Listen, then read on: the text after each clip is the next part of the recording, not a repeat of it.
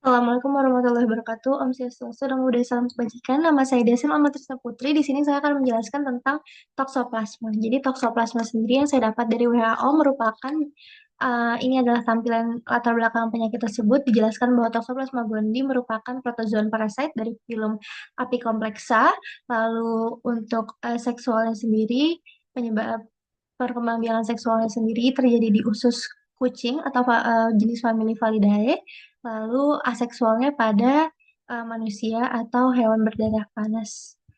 Untuk Toxoplasma gondii sendiri memiliki tiga genotype, step 1, 2, 3, dengan life cycle yang kompleks, dengan dua basic komponen seksual dan aseksual tadi. Em, Lalu selanjutnya di sini ada pendahuluan dan taksonomi. Didefinisikan bahwa Toxoplasma gondii adalah parasit protozoa obligat intraseluler yang menyebabkan penyakit toksoplasmosis. Jadi eh, agen penyebabnya adalah Toxoplasma gondii, sedangkan nama penyakitnya Toxoplasma atau toksoplasmosis dengan karakteristik yang dapat menginfeksi hampir semua hewan berdarah panas termasuk manusia juga. Yang tapi seksualnya penyebaran eh, reproduksi seksualnya terjadi pada famili Felidae.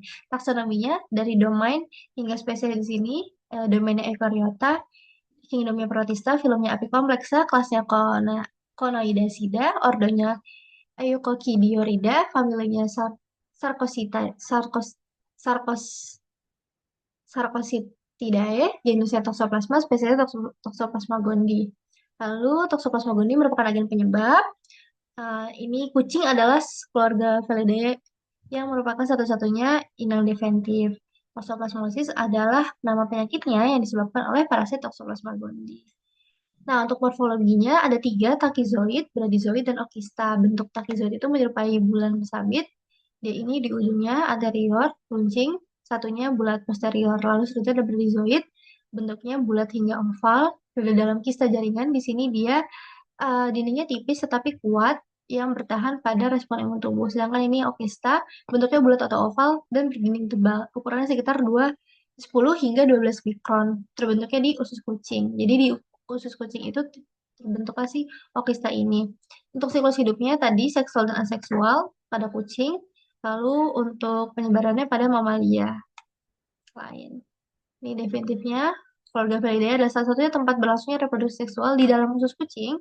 Parasit membentuk mikrogamet dan makrogamet yang melebur menghasilkan miliaran okista yang dikeluarkan lewat feses. Dengan hospes perantaranya adalah mamalia termasuk manusia dan burung bertindak sebagai inang reproduksi aseksualnya. Parasit tidak memproduksi telur atau okista melainkan membelah cepat sebagai takizoid. Jadi ia nanti pada inangnya manusia atau hewan-hewan lain dia membelah cepat pada otot, otak, dan jaringan-jaringan lain. Di sini yang pertama dari kucing. Kucing ini ada okis nanti dipersebarkan ada melalui si tikus atau burung. Lalu kemudian ini disebarkan ketika fesesnya keluar, lalu terkontaminasilah tanah, nanti tanah menjadi kompos atau mencemari air, lalu kemudian atau hewan ada di sana yang terpapar si okista juga, lalu kita konsumsi secara mentah gitu ya, biasanya karena tidak mati si okista, si parasitnya ini tentu tersebar juga, terutama pada ibu hamil karena nanti akan terpapar kepada janin. Lanjut, ada patofisiologinya. Invasi pertama itu adalah invasi seluler. Takizoid menembus sel epitel usus inang setelah tertelan. Lalu replikasi dan lisis, parasit itu kemudian membelah diri secara cepat di dalam sel hingga sel tersebut lisis, lalu akhirnya menginfeksi sel-sel lain. Lalu kemudian parasit menyebar melalui aliran darah dan limfa ke organ target. Contohnya adalah otot, mata, dan eh, otak. Lalu di fase laten, respon imun tubuh memicu takizoid berubah menjadi bradizoid lambat yang membentuk kista jaringan dan tersembunyi di sistem imun. Lalu selanjutnya reaktivasi, jika imun tubuh turun, kista ini pecah dan bradizoid berubah kembali menjadi takizoid aktif yang menyebabkan nekrosis atau kematian jaringan secara akut. Lalu untuk penyakitnya sendiri, tadi untuk toksoplasmanya, toksoplasma gondinya, ini merupakan lalu selanjutnya adalah toksoplasmolisis, merupakan penyakit eh, penyebabnya tadi toksoplasma gondii rentan terhadap rentan sekali terhadap imun rendah seperti penderita HIV atau AIDS. AIDS. Ada toksoplasmosis kongenital dan akuisita sebenarnya ada banyak lagi. Ada faktor resikonya karena tadi mengkonsumsi daging mentah setengah matang yang mengandung jaringan parasit tersebut mengkonsumsi buah sayur yang terkontaminasi Toxoplasma Toxoplasma gondii, lalu air minum yang terkontaminasi, tanah yang terkontaminasi, apapun yang terkontaminasi oleh okista lalu kita cerna, kita telan, itulah faktor risikonya. Lalu ada gejalanya, terbagi jadi 4, imunokompeten, imunokompromis, okular, dan kongenital. Ada demam, vertigo, limfadenopati. Untuk imunokompromisnya ada enfalitis, kejang, gangguan neurologis. Untuk okular ada penglihatan kabur dan nyeri mata, kongenital, hidrosefalus, klasifikasi intrakranial, dan mikrosefalus. Untuk kongenital sendiri itu dari ibu hamil ke janin. Jadi dia terkena ketika dalam janin. Ini ada komplikasinya, ada hidrosefalus, mikrosefalus, abortus, hingga kematian janin. Karena ketika di dalam tubuh imun imun imun si bayi belum belum terbentuk atau belum aktif. Jadi cenderung dapat mengalami kematian atau kecacatan.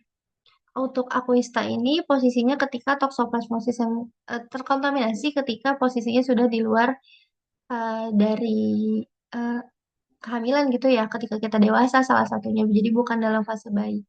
Yang memang terinfeksi karena uh, kita yang mengkonsumsi gitu, bukan terpapar dari si ibu begitu. Gejala umumnya ringan seperti demam, lemas, nyeri otot. Seringkali justru tidak mengalami gejala. Jadi terkadang terpapar lalu selanjutnya sembuh sendiri gitu. Tapi beberapa ada individu dengan imun rendah menyebabkan gangguan otak, mata, dan organ lainnya. Ini penyakit-penyakitnya untuk bayi. Dia mengalami pembisan kepala, lalu ada benjolan di sini, serta lain sebagainya. Klasifikasi pasien ada ibu hamil, bayi dengan toksoplasmosis kongenital, imunokompromis, dan imunokompeten. Untuk pencegahannya tentu saja karena tadi kita bahas tentang konsumsi mengkonsumsi, di sini masaklah daging hingga matang, mencuci sayuran, mencuci tangan juga sebelum makan. Kita tidak tahu apa yang kita pegang. Terutama kalau misalnya kita habis berkebun mungkin ya, itu ada si parasitnya dari Okista fesis tadi tidak sengaja kita bawa gitu ya, tidak cuci tangan atau melakukan kegiatan lain, lalu terpapar dan tertelan, itu sangat amat berisiko tinggi sekali. Untuk kehamilan diperiksa secara rutin karena bisa dicegah. Ini ada pemeriksaan-pemeriksaannya, ada antibodi IgM, IgG, aviditas IgG, PCR, dan USG kehamilan. Tujuannya untuk infeksi akut, melihat riwayat infeksi, menentukan waktunya kapan dia terinfeksi, untuk mendeteksi juga apakah ini benar parasit atau bukan. Lalu untuk secara fisik, ketika kehamilan dapat dilihat dari USG.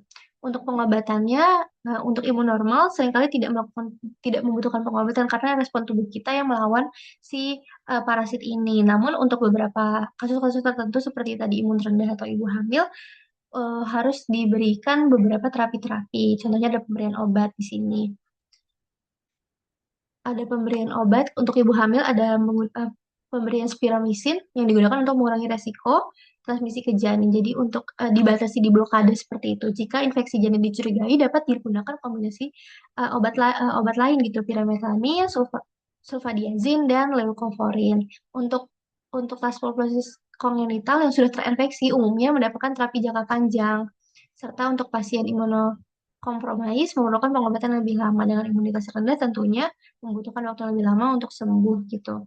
Klasifikasi obatnya ada antiprotozoa itu tadi eh, pyrimethamine, sulfonamida yang ada sulfadiazin, untuk asam folinatnya ada leukovorin, serta makrolidanya ada spiramisin. Ini masing-masing ada yang untuk menghambat pertumbuhan, untuk ketika dia kehamilan itu ada yang mengurangi efek samping akibat obat satunya, begitu.